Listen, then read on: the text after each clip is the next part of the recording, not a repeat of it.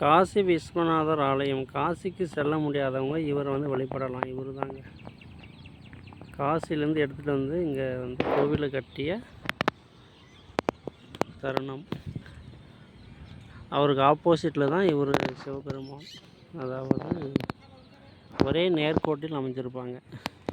சிவன், விஷ்ணு, பிரம்மா. இவர் வந்து சிவன். அப்படியே கீழே பார்த்திங்கன்னா விஷ்ணு, இங்கே பார்த்திங்கன்னா பிரம்மா. மூவரும் ஒரே நேர்கோட்டில் அமைஞ்சிருப்பாங்க. ஸோ கூகுளில் போட்டிங்கன்னா வரும். சிவன், விஷ்ணு, பிரம்மா 3 கோவிலும் ஒரே இடத்தில் உள்ள திருத்தலம்னு போட்டிங்கன்னா ஒசூர்னு வரும். அதான் அந்த மலைக்கோவில்னு சொல்லுவாங்க. இவர் தான் வந்து சிவா. அப்படியே கீழே பார்த்திங்கன்னா பிரம்மா.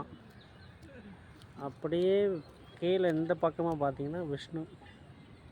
3 மலையிலையும் 3 கோவில் காட்சியளிப்பாங்க. அப்படியே ஆப்போசிட்டில் பார்த்திங்கன்னா காசி விஸ்வநாதர் ஆலயம் தெரியுதுங்களா? ஒரு கோல்டு கலரில் பெயிண்ட் பண்ணி ஒரு குளம் இருக்குது இல்லைங்களா? அவர் தான் காசி விஸ்வநாதர். இப்போ உங்களுக்கு ஜூம் பண்ணி காட்டுறேன் பாருங்க. இந்த கோல்டு கலர் குளத்தில் சென்டரில் அந்த கோபுரம் தெரியுதுங்களா? இவர் தான் காசி விஸ்வநாதர். காசிக்கு செல்ல முடியாதவர்கள் இவரை வழிபடலாம்.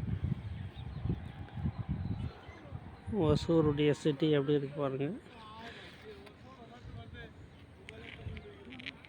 ஸோ ஒசூர் வந்தீங்கன்னா இந்த 3 கோயிலையும் தரிசனம் பண்ணுங்கள்.